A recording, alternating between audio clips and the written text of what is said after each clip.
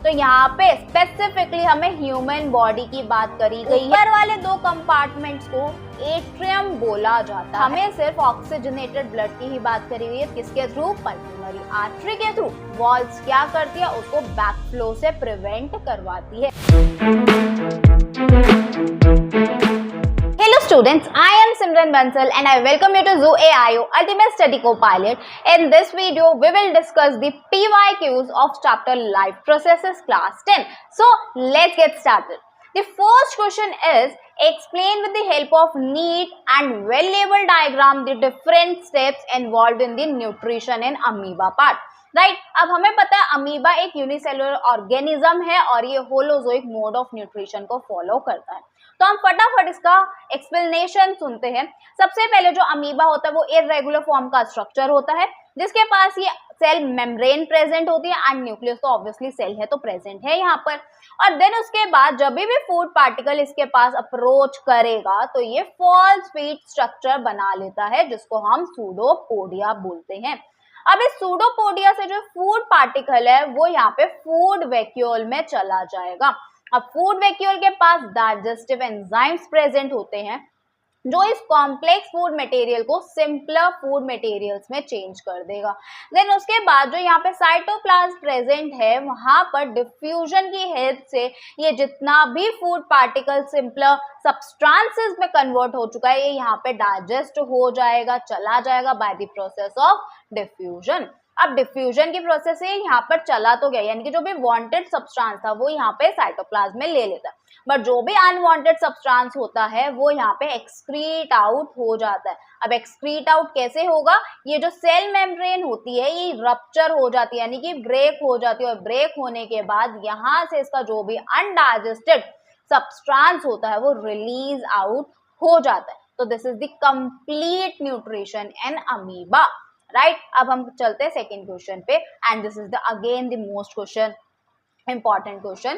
Write two different ways in which glucose is oxidized to provide energy in human body की बात कर रहे हैं। यहाँ पर ये वाला जो word है human body ये important है।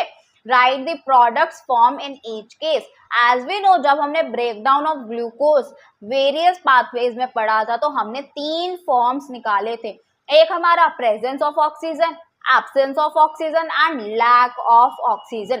तो यहाँ पे स्पेसिफिकली हमें ह्यूमन बॉडी की बात करी गई है तो यहाँ पे एब्सेंस ऑफ ऑक्सीजन वाला पाथवे नहीं डिस्क्राइब करेंगे क्योंकि वो ह्यूमन बॉडी में नहीं होता।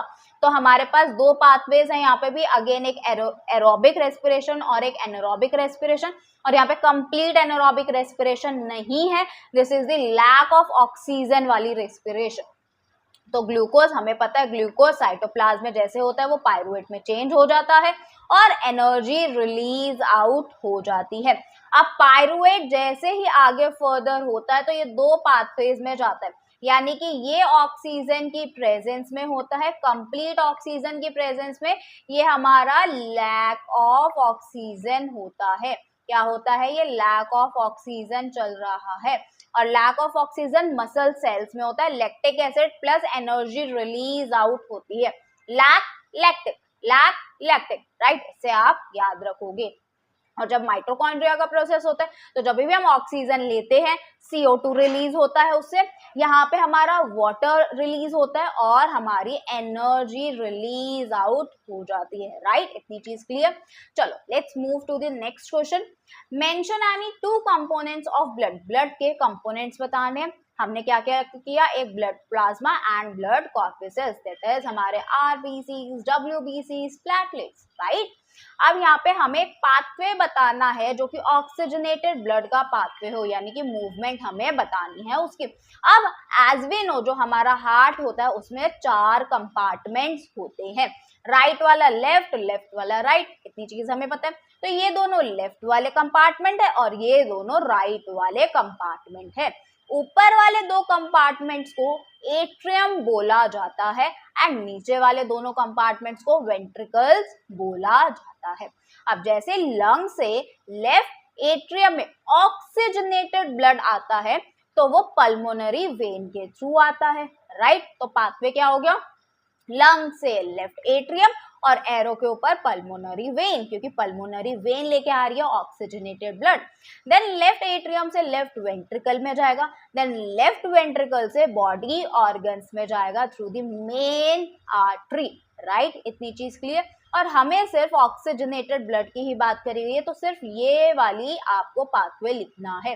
अगर डीऑक्सीजनेटेड बोला जाता तो हम यहाँ से बॉडी ऑर्गन से स्टार्ट करते। बॉडी ऑर्गन्स वेना कावा के थ्रू राइट एट्रियम, राइट से right ventricle and right ventricle से लंग्स, किसके थ्रू? पल्मोनरी आर्टरी के थ्रू। तो ये वाले दो पाथवेज हो जाएंगे, एक हमारा ऑक्सीजनेटेड वाला और एक डीऑक्सीजनेटेड वाला, right. Right the function of walls present in between atria and ventricles हमें बताना है, and state one structural difference between the composition of artery and veins बताना है, राइट। तो हम चलते हैं। अब जब भी हम फंक्शन की बात करेंगे यहाँ पर, तो फंक्शन के बाद में जो भी हमारा ब्लड होता है, वॉल्स क्या करती है? उसको बैक फ्लो से प्रिवेंट करवाती है। यानी कि हम बात कर सकते हैं कि एक बिल्कुल ही फ्लड वाली चीज आ रही है और जैसे ही फ्लड जा रहा है तो उसका बैक फ्लो ना हो जाए और ब्लड का बैक फ्लो ना हो जाए, तो ये जो गेट्स होते हैं जिसको हम वॉल्स बोलते हैं, वो इससे हम बचाता है, right. They open and allows the right amount of blood to flow from one chamber to another, right. इतनी चीज क्लियर। अब स्ट्रक्चरल डिफरेंस अगर हम बात करें वेन्स और आर्टरीज का, जो वेन्स होती है वो थिन होती है, लेस इलास्टिक होती है और लेस मस्कुलर वॉल्स होती है, और इनके पास क्या प्रेजेंट होता है? वॉल्स प्रेजेंट होती है जो बैक फ्लो ऑफ ब्लड से बचाती है।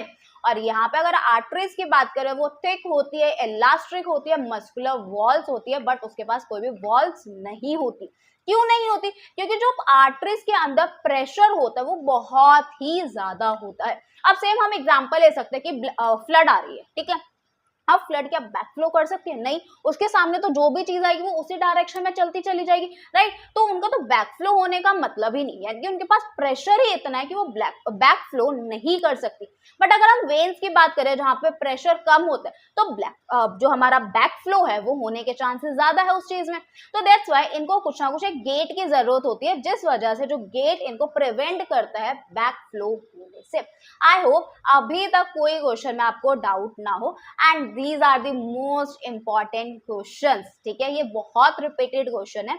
If you like this video, please do subscribe to this channel and thank you for watching this video and see you in the next one. Thank you.